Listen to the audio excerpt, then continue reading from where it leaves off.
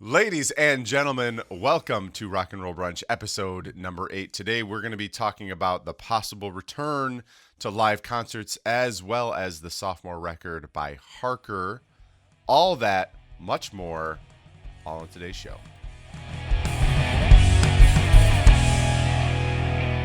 Brunchy. Everyone, Brunchy. welcome to episode number 8. My name is Josh Marcanti. With me, as always, are my two wonderful brunchy co-host, Mr. Dane Erbach. How are you today? I'm doing okay. Awesome. Ready to go. Ready to do some podcasting after a little bit of a warm-up gap. Oh, sure. Okay. Yeah. With me also is my twin brother, Chris Marcanti. How are you today? I'm doing very well. I was Googling what people that go to brunch are called, but there's not really a name for them. Older white people. Our This two, is just our two listeners are like, man, I think I really want to be a brunchy, but I don't know. Am I wonder if committed they made enough a- to get... If only they made Brunch Nation shirts, I feel like that would be the clincher. that would be the clincher. That would be a... I can't see anybody walking around with a Brunch Nation t-shirt. Like, what is that even? That means nothing. I will tell you what. I would wear a shirt that said Brunch Nation on You it. would. Yeah, But maybe that's about it. that's probably about it. By the way, you know how I know when Josh has been over to my house and listening to my headphones? I put these things on today, and yeah. it literally went to my neck. Oh, yeah. It was like, oh, we'll just pop these guys. Oh my God, Got a my big old ears were dome. here. Got a big old head on my shoulders. Old tall head over there. That's what they call him. My son is he's also a member of the Big Head Nation, and I've been trying to educate him on how to defend against attacks for people making fun of your big head. As his uncle, I did it the other day because he was Yeah. here, and I was trying to put the little kid headphones on him, and I was like, all right, let's just get these things on you. Not those ones. All right, pal, come on. Gotta get What is going on? You gotta get the big boy headphones. There wasn't enough stretch in the headphones to get him to where they needed to be. Yep. Yeah. So, like I said, welcome. We are doing this thing we call the Rock and Roll Brunch. Chris, Yeah, buddy. you drinking anything good? You listening to anything good? I'll be honest with you. This is Two Brothers Coffee, and it's called Sweet Home Chicago, and I wanted it to be really good, and I feel like it's just not that great. I feel like, unfortunately, like I love Two Brothers beer, but I feel like their coffee, I haven't had anything yet that I'm like crazy about. Yeah, so. And I bought this mug myself. Ugh. Oh. And That that, is- that is Best dad ever. you really mentioned it sad, earlier, actually. and I was just sort of like, Yeah, Yeah. that is now it's really sad. Yeah, best dad ever. Did you go like this on the shelf? Where you like, yeah. I grabbed it, I put it in the cart, and my wife went, "This one?" I mean, was she like? I mean, personally, better dads. Yeah. Are you buying this for So someone? it's really inaccurate. Yeah, you know better dads. I mean, out you there. just you have better dads in your small circle, buddy. Yeah. Listening to I had sent this album to you, but now I'm gonna recently added the Sewer Rats. They put out a record called Magic Summer, and so far I wish I had started listening to it during the summer because it's a jam of a record. I think they're from Germany or something like that. Dane, I'm sure you've heard of them. I haven't. I'm going to look them up now. They're Chris, like you got one. They're a fantastic, like kind of pop punky, faster punk, band. Anyway, Cool. super Dane? cool. What about you? What are you drinking? What are you listening to? So I got myself some coffee from this company called Peace Coffee, which I know sounds really hippy dippy. But again, I'm trying to find coffee from like that's not just good, but like, ethical coffee and stuff has been my thing since college. And one of those things that I can like actually buy on my own and be thoughtful about instead of like M&Ms and stuff. Because you can't buy ethically sourced M&Ms. I thought you just meant M&Ms instead of coffee. No. Where you're looking at a bag of M&Ms and looking at a bag of coffee and going like, not today, M&Ms. No, it'll always be coffee, except for those coffee M&Ms. But we could get into But that. Have you We'll had- save that for is our. that a thing? Oh yeah. Oh yeah. Yeah. Oh, Yeah, it's and pretty good. I think that's Interesting. probably another brunch podcast. Probably a whole nother breakfast brunch. Yeah. Yeah. We can make that happen. We Okay. could sample brunch foods. Yeah, we could. I mean, Brunch we themed probably foods. should when we start doing this podcast differently because Right. the world is opening back up. But I know. anywho's, yeah, Peace Coffee. It's pretty good, and I have been listening. Okay, I've been listening to a lot lately, and I feel like I have a lot to say, and it's really Give me important. Oh, It's really important that we talk about how good the RX Bandit's last record is. Is that true? Is that something that we needed to talk about? I think so because I kind of fell off the RX Bandit's wagon. me too. I think around 2008 or something because they were like a favorite band of mine. Is this the one from 2017? Or no, it shows 2014. It's our Gemini Her Majesty. Gemini Her Majesty. Okay. Yeah. There's another one apparently. Yeah, there's one before that too. That when I listened to it, it just felt something about the Mandela. production wasn't. Yeah, something about the production wasn't grabbing me. Something about the jamminess of the songs wasn't grabbing me. I think it was the first album where they, or maybe it wasn't the first album without horns, but maybe it was, and I don't know. But Gemini Her Majesty is so good. And I've been listening, like I was caught off guard by how much I liked it. And it didn't feel like a return to form necessarily, but it felt like it fit into their earlier discography so much better. And so that's one of the things I've been listening to, along with the new Boss Tones record. That might come up on a show later. Okay. New Boss Tones. Yeah, it's good. Cool. That's all I'll say for now. I haven't listened to RX Bandit since And the Battle Begun in 2006. Chris, that was your Resignation. Oh, yeah. I just mean RX Bandits like in general. That was your. I loved RX Bandits, yeah. But I was gonna say, I think they fell off the wagon, so that's probably why they didn't put out. I don't know. You should try. And the Battle Begun is a really, really good record too. Mm-hmm. And I feel like Gemini Her Majesty 10 years later is almost like it's nestled somewhere in there. And I think that you'd like it for sure. I'll have to check it out. Yeah. Josh, what have you been listening to? Anything good? Yeah. I just had audio playing from It's that ghost. once again Hamilton. Yeah. No. I. It just starts playing every once in a while. I actually started diving into the two things I've probably been listening to. New NoFX. I'm like a big big NoFX fan, so I hadn't had a chance to check out their newest record yet.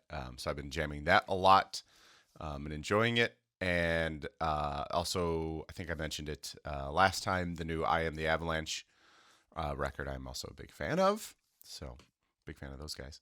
Have you read the NoFX book? No, I don't think so. I probably should lend you that. Oh, I would love that. Yeah. Josh actually can't read, but that does sound interesting. I can re-add. Yeah, no. I don't read books.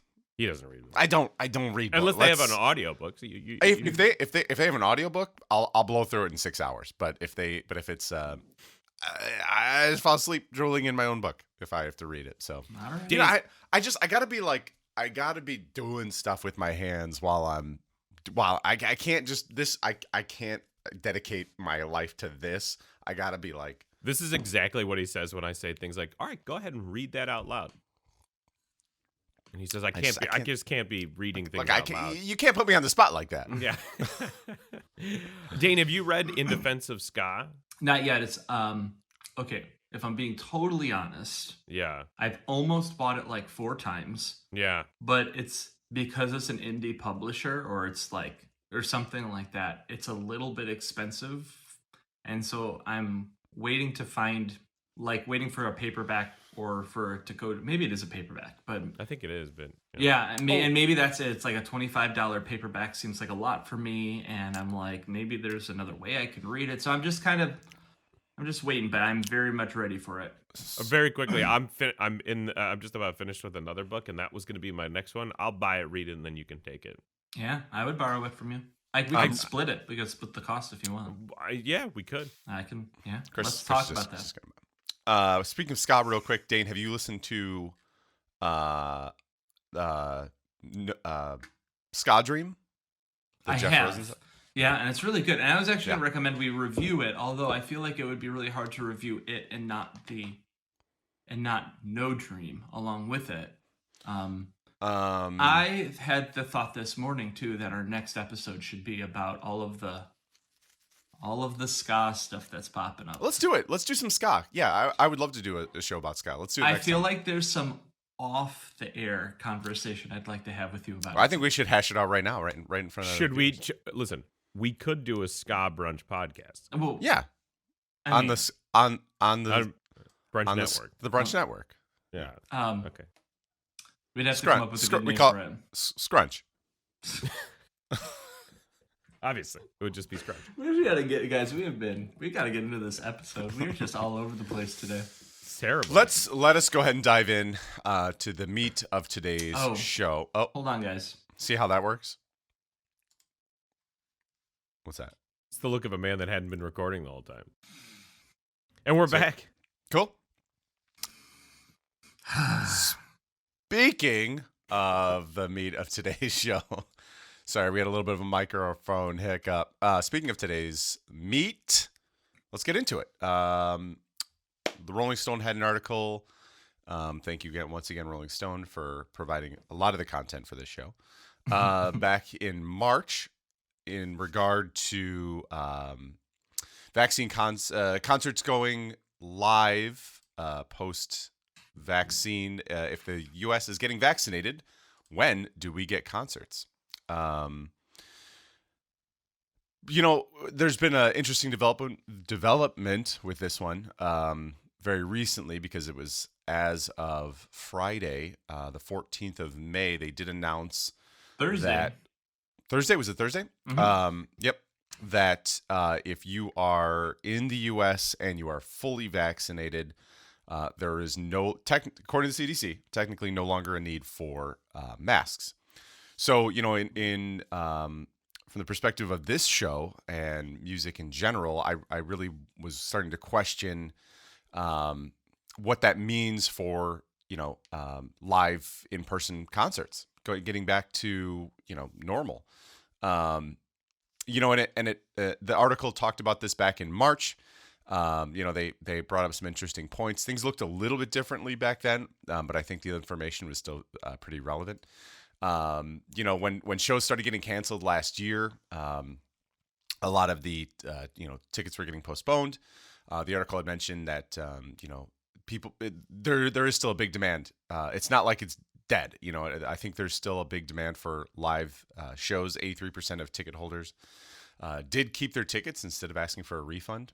And it looks like as of right now, if you kind of scope out the landscape, shows are happening, live shows are happening, tours are happening, for better, for worse. So I guess I pose the question to you guys, with the, I say this term loosely, the majority of Americans being fully vaccinated, are we getting back to indoor? Are we getting back to normal? Are we getting back to indoor concerts? Is this something we even should be doing? Should we get to it? Chris, you look like you're either about to poop or you got something to say.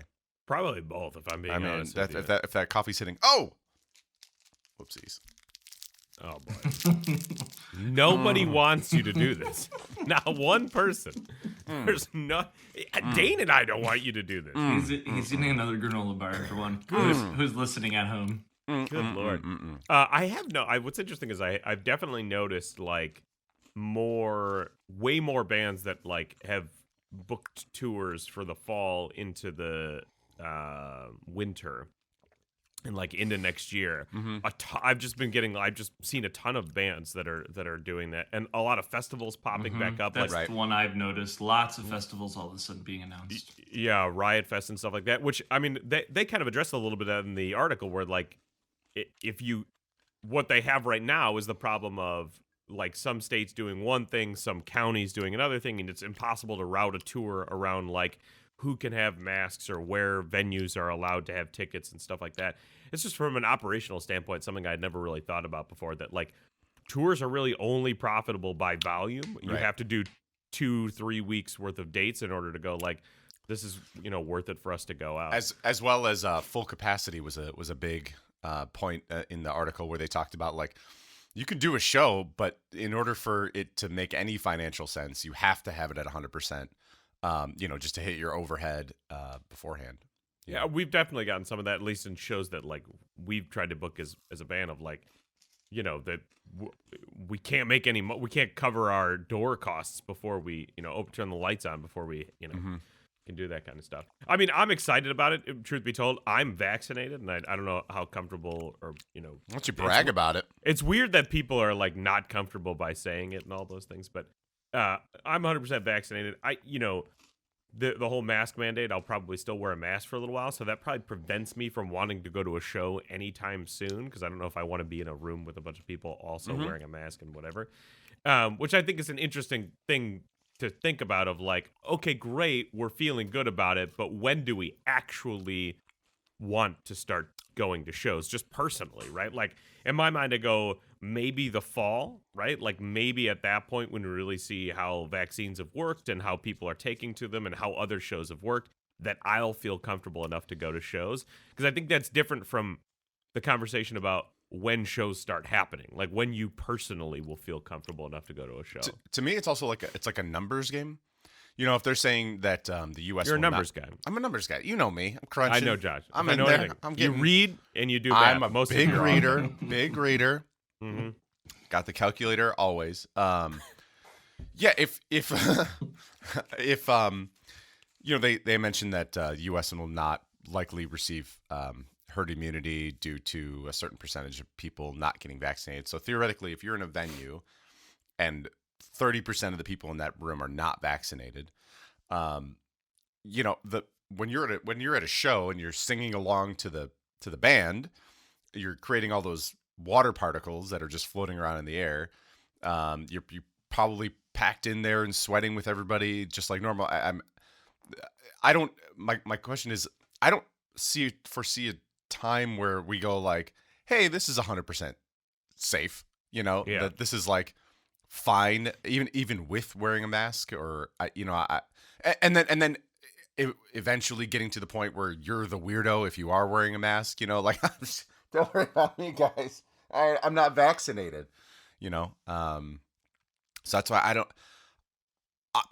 I don't. Yeah. I mean, it's always been about that risk calculation that people do, like even going to the grocery store and things like that. Yeah. But do you think that there's going to be, for either one of you, a time or like where, if I said today, like, hey, like I saw Hot Mulligans coming through Chicago at the Bottom Lounge. I thought there's a band I'd like to go see. Like, I think Sincere Engineers playing with them too. Yeah, for sure. It's a cool looking tour.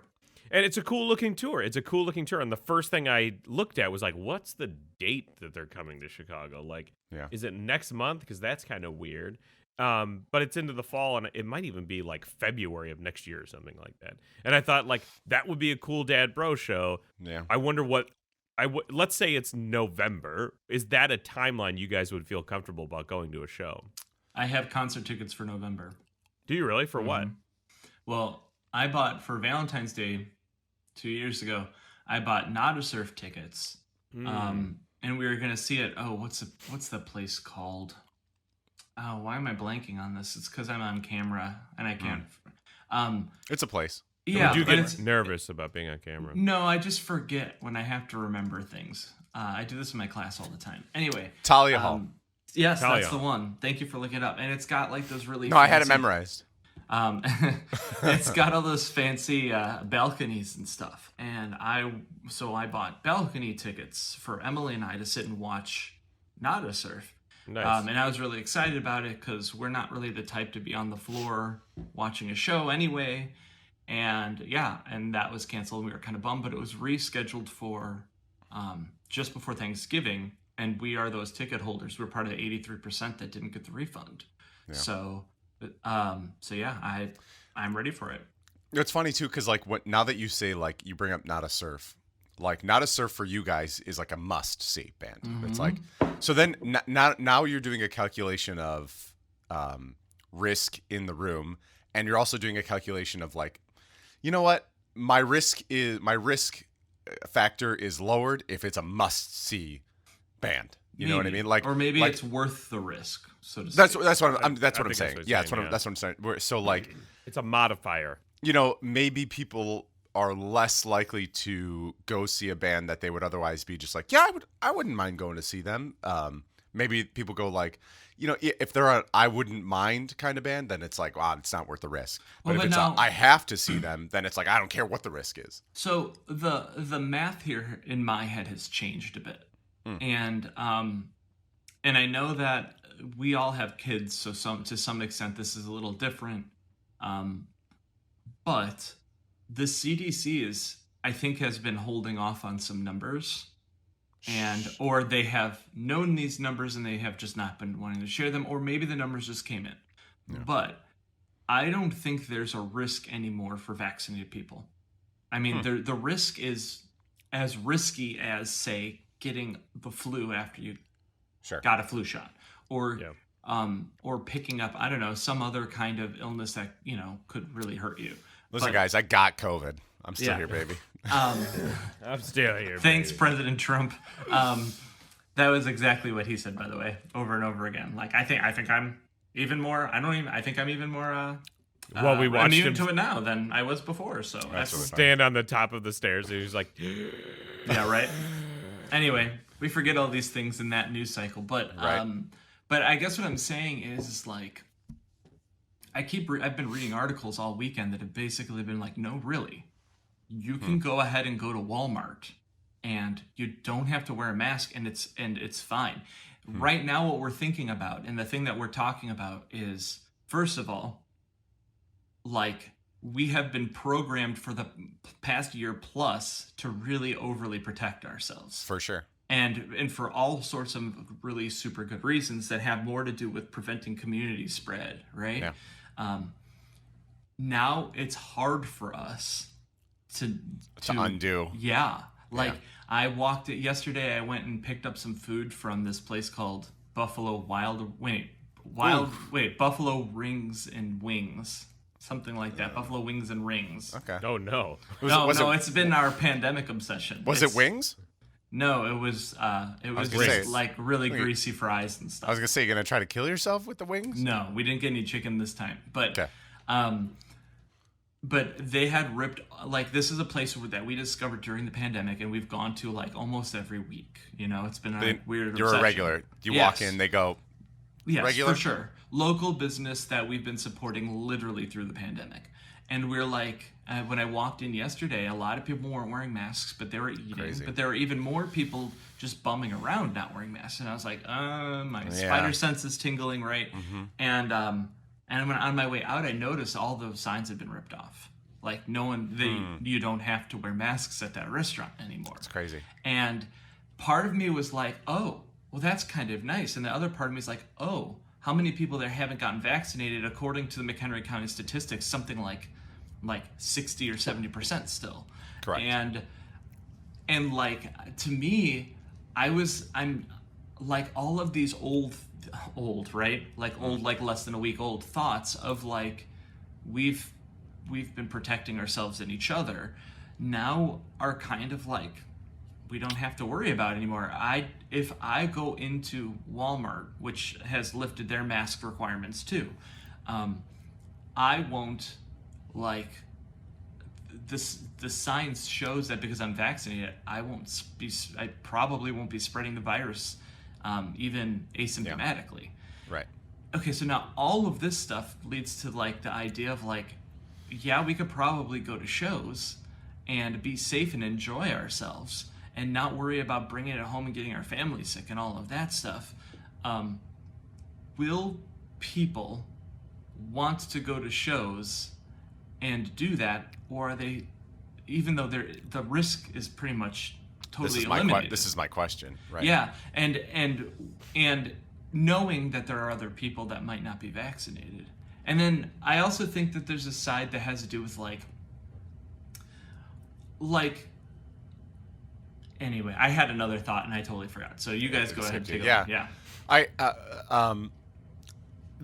it's like, yeah, like you mentioned, it's the reverse programming that we have to do now of calculating risk, and I don't know that there's an answer. I also don't know that 6 months from now, because things, I mean, this article was written in March, right, and things are much different now than they even were when this was written. Like I said, the thought remains the same, but things are way different now. 6 months from now, we might be like, remember when we thought this might be a concern? Like, and nobody's wearing masks anymore, and everybody's just 100% back to the way it was. And we're like, oh, that was a weird year, and then that's it, and that's really all we think about. Meanwhile, statistically, a percentage of the people that you're in a concert with are having it and potentially spreading it. And by the way, you still can. When I got COVID, the person I was in the room with, my wife's cousin, fully vaccinated, also got COVID. So it's not, and I even asked her, I was like, how was your week? And she said, yeah, she had the usual symptoms, everything you hear about, and it wasn't a great week, but she's okay. That can still happen in an indoor space. So it's like this thing, even though we'll feel better about it, even though mandates are lifted and things might go back to normal, it's never really gonna go away. What I think is interesting, I think moving the mask mandates just snowballs the hell out of this thing, and now, Dane, this is the first version of what you're talking about, which is like, oh shit, I'm in a room where a lot of people aren't wearing masks. Mm-hmm. The second time that happened, it won't hit your radar. The third time, you won't even go home and tell Emily about it. Right. The fourth and fifth time, and that's going to take place over the next couple of weeks, especially you go to Walmart and you go to Costco and all these different places that nobody's wearing masks. A small minority of people wearing masks, right? And then what happens by the time the fall comes is like, somebody gets it and go, I got the flu this weekend and I didn't feel good. And now it starts pulling out of the vernacular a little bit, where people aren't, it's just not part of the, what people are discussing. It's like, oh, I just didn't feel good this weekend. People aren't going, oh, you had COVID this weekend. They're going, I just didn't feel good this weekend. I went to a show, maybe I high-fived somebody. I was in the and then I caught something or whatever. To your point, Josh, I think it just snowballs this thing out of, like, really, by the time the fall, winter, whatever comes around, we're not talking about vaccination rates, right? We're not talking about stuff like that. What'll end up happening is Pfizer already came out and said this will be an annual shot, so now it'll just be part of the cocktail of ones that you get with the flu shot, and there you have it, and that's it. And it was a weird year, and whatever. It's like it'll be like the conversations about a show is like, I missed my train time, so I had to wait for the next train, for all the Chicago folks, or I spilled my beer at the show. I caught COVID at the show. Like, it's just going to be part of the conversation of shows, like happenstance things that happened at shows. I'm not sure I would go that far yet, and the only reason I say that is because of the I don't want to call it deprogramming because it sounds a little conspiracy theorist, but I thought you were going to say because of the D. Chris, I straight up thought he was going to add that sentence right there. I can't wait till we go back and look, because my face in that moment was like, me too. The D. Sorry. Okay. I don't know if my poker face went. Sorry, that's a different brunch podcast. He just doesn't know about the D. I get it. I get it. Anyway. Like, I was hiding his face with the mug. I feel like the deprogramming has been is going to take a while. Because I honestly think that people are going to treat flus differently than they did. You know what I mean? Like, I think because at a certain point, COVID's going to feel like the risk for COVID's going to be the same as the risk for the flu, despite the very different symptoms and stuff like that. And I think people are going to still be a little worried about COVID, but they're also going to be more worried about spreading other illnesses and other viruses. And I honestly think there's a business liability in a lot of this too that we're not considering. Like, will the metro, the metro's got to survive, right? They've got to keep open. People are going to want to go to shows to keep these businesses and these theaters and these venues open.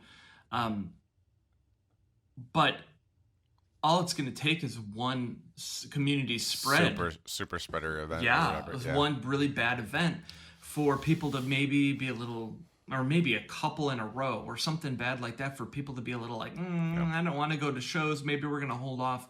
Do you think that venues are going to start doing the thing with like vaccine passports and stuff like that? No. No, definitely not.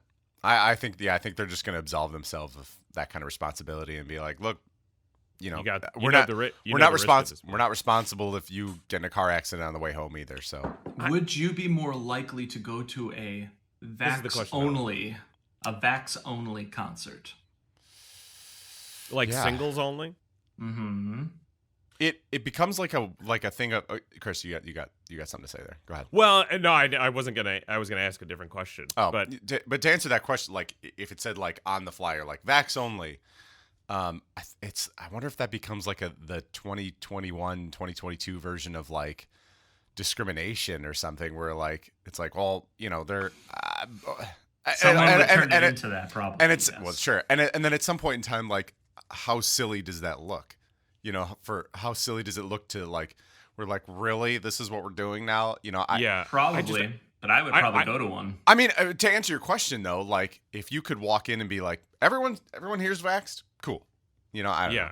Yeah, there's just, it seems to me that there's no way businesses do it because they don't want to have that argument, right? But the question I was going to ask is whether or not, I want to get back to the point that Josh was making earlier, is whether or not you think you're going to do different math going forward about the types of shows you're interested in going to. And the reason I think that's super important, because it continues, if the answer is yes, which I think it logically almost like, you know what? I desperately want to see Thrice or Bad Religion again or whatever. But like, maybe Hot Mulligan, and like, I love their last record, but like, I don't know. Maybe, I don't know as many of the other bands. Like, I don't know if I'm going to do it. And I think I think that would end up being another hit to blue collar bands that are all of a sudden see their numbers at shows drop, than the last time they come around and tour, because people are starting to do the math differently. I mean, look at us as a band, right? Like, I've talked to so many bookers who are like, "Hey, what's your draw right now?" And I legitimately have to go, I don't know because we're at the just at the tail end of kind of COVID, but B, like, if people were hesitant about just going to a show anyway, just like, I gotta get a babysitter, I gotta drive, now they can go, well, it's COVID, and it's that too. So it's like, but apply that to any touring band, like, well, they're okay. I might, it's that additional. I'm so curious about the long-term impact of this, and I've made this argument a couple times at this point, but we're gonna start seeing bands that don't play live shows. The only thing that they do is live stream. The only thing that they do is put out content of videos and songs and stuff that they're doing, because it can't make financial sense going out on tour and then having people go like, I'm just not interested in going to check out a random Thursday night show anymore. And then those bands don't get a chance to actually get their ball rolling. Not for a while, at least. I think it'll get back there.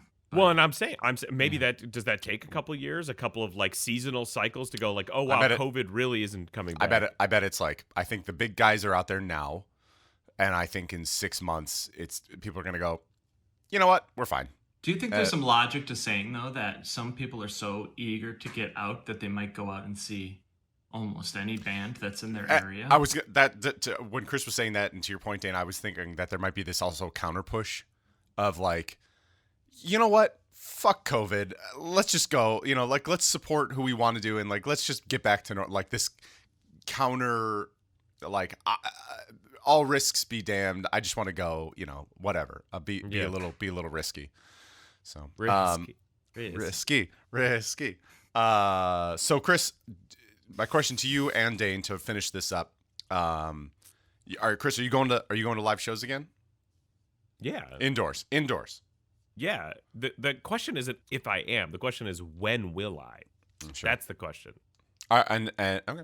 Dane, what about you? Dane? Well, go ahead, please. I was gonna say I gotta answer that. I think probably, but I would imagine indoor live shows will probably be sometime at like, if something cool pops up, end of summer, fall is when I'll like really be comfortable with doing it and seeing where we're at. But the summer, I wouldn't be. I'd be interested in being in outdoor shows. Yeah, I'm more specific. I'm talking about indoor shows. Yeah. So when your wife goes, really, this is what you want? You're gonna risk it. Our family's health, and you're gonna go, yeah. Is that That's Yeah, but yeah. I mean, yeah. yeah. Dane, you too. You're gonna go. You're gonna go back to I back to mean, normal. Go see some regular live shows indoors I feel when the like winter comes. No, I would do it before. I mean, like I said, we've got Thanksgiving tickets, and That's winter. sure. I would be willing though for the right local band, the right group of friends, go and see a set at an indoor at a bar this summer, because there might be 50 to 100 people there instead of, like 6,000. And like That's that. interesting. That's a I good mean, thought, too. I don't, especially if they're playing outdoors, and that would be even more of a no-brainer to me. I mean, I just think, right, like in my head right now, I'm June vaccinated. 5th, man. I mean, in my head, I'm vaccinated. I'm reading all of the science. The science is saying that there's a reduced risk of catching COVID at all, and well, there's a very low risk of catching COVID at all, and a pretty low risk. Hold on, I'm getting this all mixed up. You'll get there. There's a extremely low risk of me being sick, and me being and spreading the illness to other Hospitalized, people. yeah. Right. Yeah. And so I'm ready to, I'm ready Get to back out there. Get back out there. party. You're ready to. I mean, ready to- I've done this right for a year, and there are people who haven't, and I think that I'm not the only one who feels that way. There are people who have been taking care of themselves and their families and stuff, and now we're owed some music, right? Yeah. Yeah, interesting. What about you, Josh? Yeah, I'm in the same boat. There's going to be more calculated risks about who I'm interested in seeing, especially in these early few weeks, months. But yeah, I'm ready to. We're going to start playing shows again, and that's effectively the same thing. Speaking of smaller, localized bands and shows, except for I don't know how local. We're gonna bring us right to our. Yeah, we'll get there. We'll get there. Don't you worry about it, Chris. Oh my God, not my best transition. Not a great. We're gonna get into the review portion of the show today. This one is brought to us by Harker. This is their sophomore album, Axiom, out on Wiretap Records. Dane Erbach, you suggested this one, put it out there without even any sort of precursor. You just said, boom, this is it. And I said, great, sounds good. I like your confidence. Tell us why you wanted to listen to this record for this show today and how you feel about it. Yeah, so I stumbled upon Harker because I'm a fan of Wiretap Records, and I, try to give everything they put out kind of the benefit of the doubt. 100%. Yeah. This one sort of surprised me because it reminded me of a lot of bands that I really like without mimicking or paying tribute to those artists. Mm-hmm. Some of them bigger and some of them smaller. And I don't know, I just thought there was a really cool vibe to them. They're not really poppy punky, but there's a side to them that feels that way. They're not really heavy noisy, but there's a side to them that's like that. I think though that they kind of hit by being those things and yet not succumbing to the tropes of those genres. They kind of hit this interesting sweet spot for me. So the two bands that they remind me of in some ways are the Get Up Kids, only with way more way heavier vibes to them in general. Yeah, sure. They definitely steer more metally, and I'm saying that really loosely because they're not really metally at all, but there's noisier moments, heavier guitars, but there's still kind of this emo-y, pop-punky, kind of older emo-y, midwesterny pop-punk energy, which is great considering that they're from the UK, they're not wearing that Midwest emo kind of thing on their sleeves.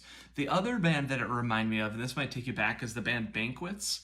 Oh, yeah. Yeah, they totally remind me of Banquets, and that Banquets was able to find more of an emo-y pop-punk medium that didn't veer off the rails completely into either of those genres.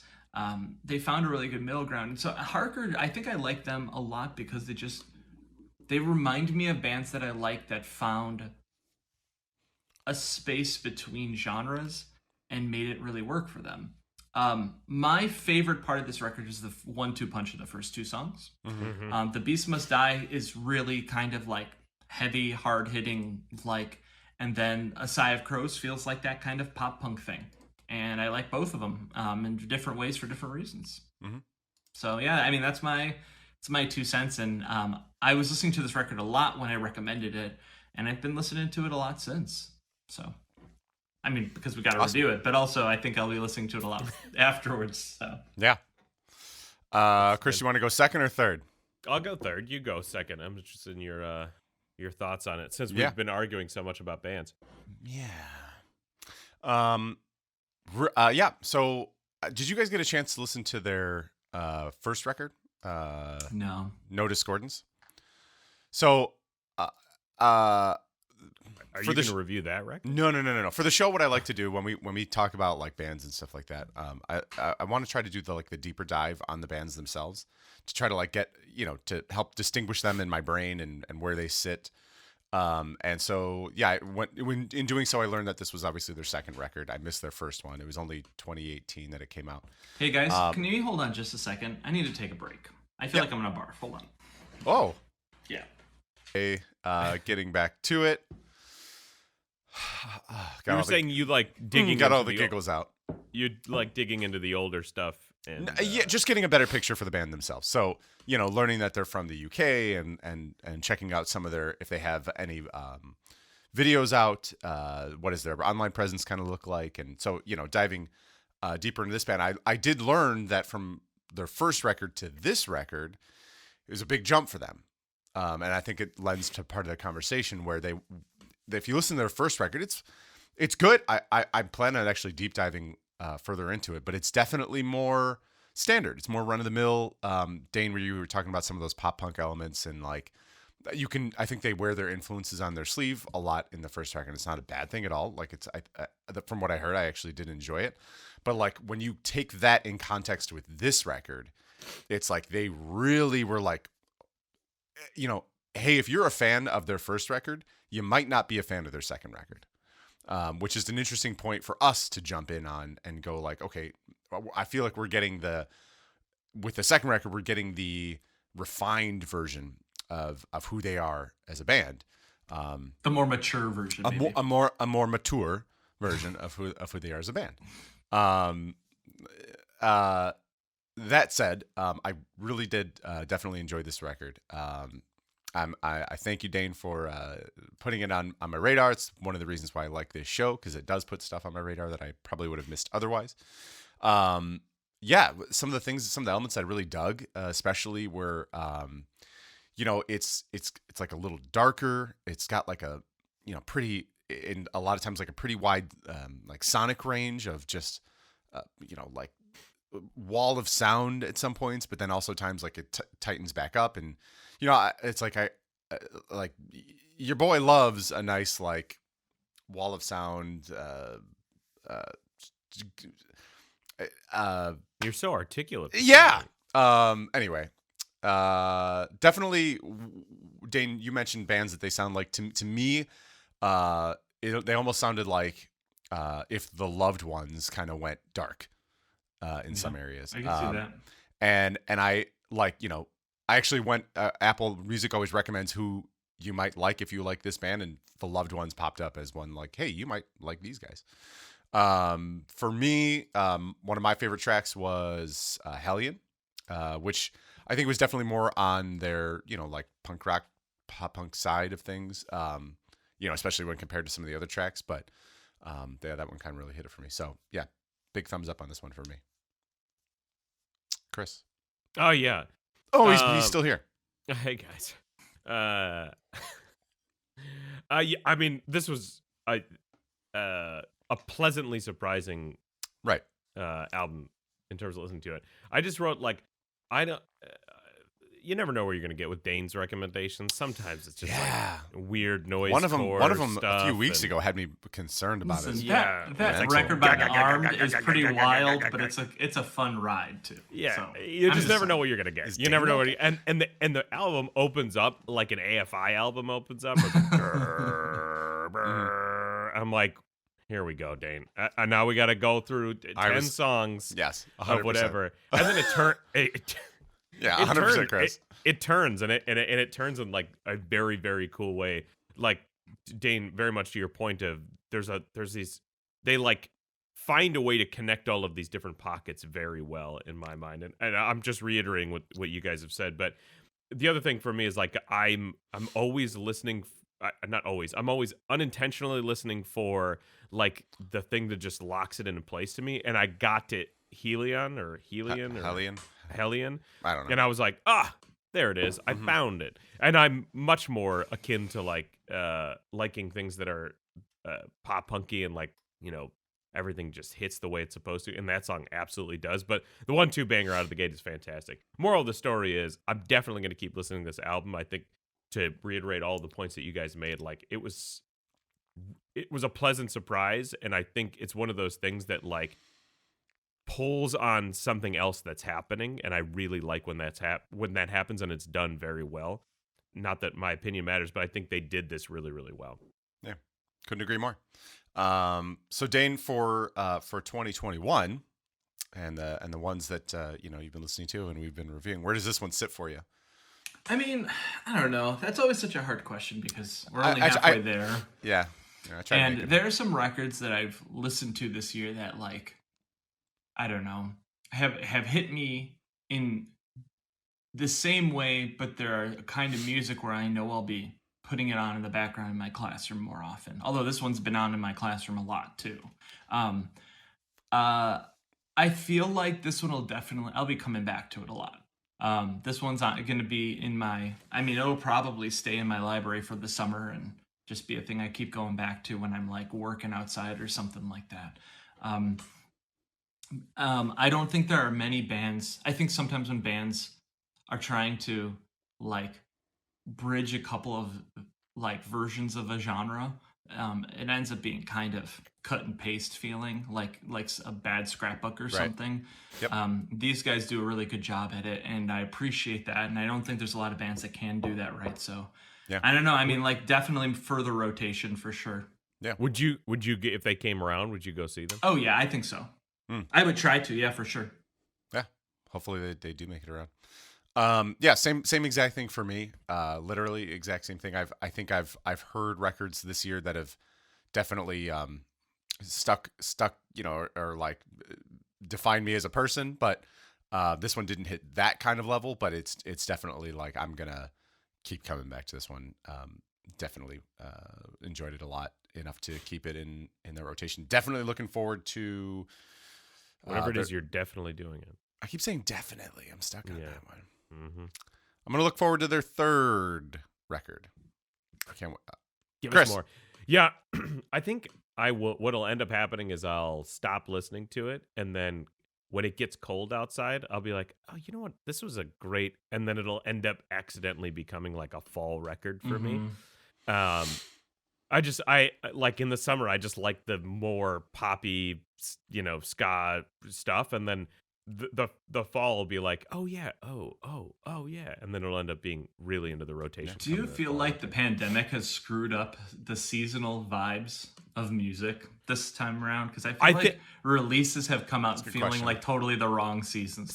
Yeah, there's no doubt in my mind, but I feel like this year I will end up going hard in the paint trying to correct that, like just going like, no, you're gonna go over there, these are gonna come up here, I'll decide.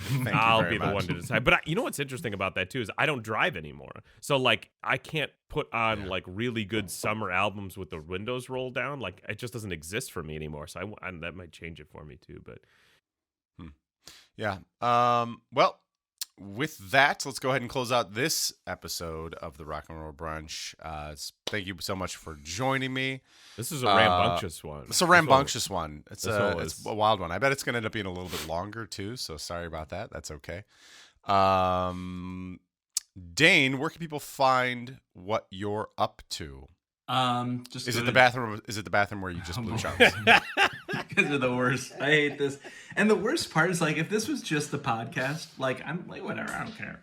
But this is like gonna go on YouTube and shit. Like yeah, we were trying to listen for the You But- might hear it. I muted I'm myself on Zoom, so you might hear it in the other ones. Oh, that's You might not exciting. hear the, but you might hear Even better. Oh, that's I really don't know. exciting. That's great. I can't wait. This is gross. I don't want to talk about this. Jetsam Flotsam, Jetsam-Flotsam at Bandcamp.com is a good place to start. Nice. Yeah. Chris, what about you? The Throwback Chicago, we got a bunch of shows coming up. Come We're on, getting, baby. We're getting in gear. We're ready to go. The album's Come on, almost baby. done. We're firing on cylinders, man. I'm excited to show Dane the record and then him be like, guys, Wait, what record? we're gonna put out a record this year. We're gonna put out I two- knew that was a thing two you were records. talking about. I didn't know it was a thing you were doing. We're almost done. It's about done.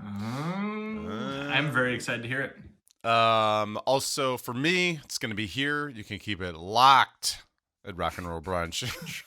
Gmail. Rock and Roll Brunch at Definitely keep it gmail.com. locked. Keep it locked here, folks. We are also on Instagram. Find us there. You can also find us on YouTube, getting all those views up on YouTube, making it worth the video. I'm totally kidding. We've got like 3 views on YouTube. It's crazy. That said, thank you guys so much for joining me. And with that, one thing left to do. Check, please. Just get that.